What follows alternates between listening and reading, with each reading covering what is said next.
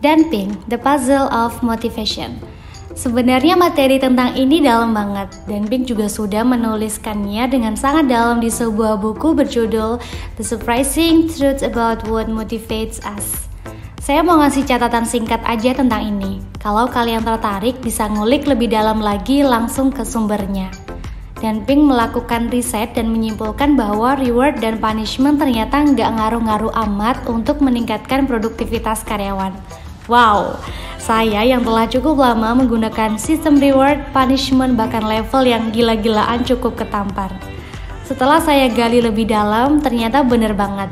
Malah orang-orang yang perlu berpikir, termasuk berpikir kreatif atau problem solving, akan bekerja dengan performa yang turun ketika diberikan games, reward, dan punishment. Ada hal-hal yang lebih ngaruh untuk diberikan kepada tim untuk memacu produktivitasnya. Dan Pink juga mempelajari hasil riset dari MIT dan beberapa universitas lainnya bahwa memberikan gaji dan bonus lebih banyak itu cuma ngaruh ke pekerjaan dasar yang hanya menggunakan kemampuan mechanical atau berulang. Untuk job desk yang sudah jelas, sudah pasti, dan hasilnya juga sudah nyata. Lebih dari itu, ternyata nggak ngaruh, bahkan hasilnya malah turun. Tapi jangan jadikan juga ini sebagai alasan gak ngasih yang wajib kita kasih. Karena sebelum itu, basic needs mereka seperti gaji cukup, tunjangan, fasilitas bekerja harus tercukupi juga.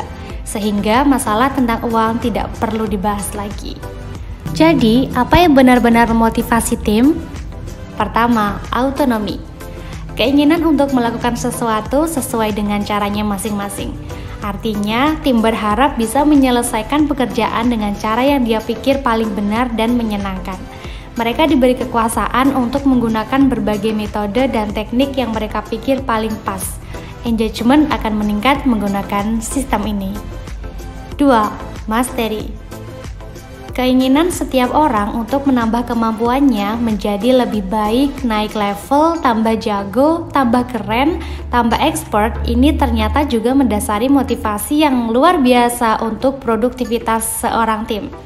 Sehingga ketika kita bisa memberikan pekerjaan yang dia menyadari bahwa dia bisa memiliki skill yang jauh lebih baik ketika menyelesaikannya, maka dia akan bekerja dengan lebih baik. 3. Purpose. Ini adalah tujuan yang lebih besar. Kalau kita hanya ngomongin omset dan perusahaan, emosi tim kita akan terus mengering. Customer service kita akan makin jelek dan karyawan makin gak bahagia. Jadi kita perlu menyepakati tujuan yang lebih besar untuk masing-masing individu ketika kita mengerjakan pekerjaan ini. Untuk ini ada sebuah kisah yang sangat bagus. Setelah kebakaran besar yang meratakan London di tahun 1666, Christopher Wren adalah seorang arsitek yang ditugasi untuk membangun ulang St. Paul's Cathedral. Pada suatu hari di tahun 1671, Christopher Wren sedang mengamati 3 orang tukang bangunan yang sedang menyusun bata untuk membuat tembok. Kepada orang pertama, Christopher Wren bertanya, "Apa pekerjaanmu?"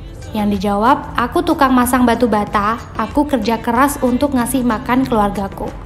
Orang kedua ketika ditanya menjawab, "Aku adalah tukang yang ahli, aku membuat sebuah tembok besar." Tapi orang ketiga yang juga paling produktif dan calon pemimpin dari grup itu mengatakan, "Saya adalah orang yang membangun katedral untuk Tuhanku, agar orang-orang bisa bertemu dengannya." Ada banyak versi dari cerita di atas. Ada yang membangun sekolah, masjid, rumah sakit, dan lainnya. Silahkan Anda ambil sendiri hikmahnya. Who are you really? What are you really doing?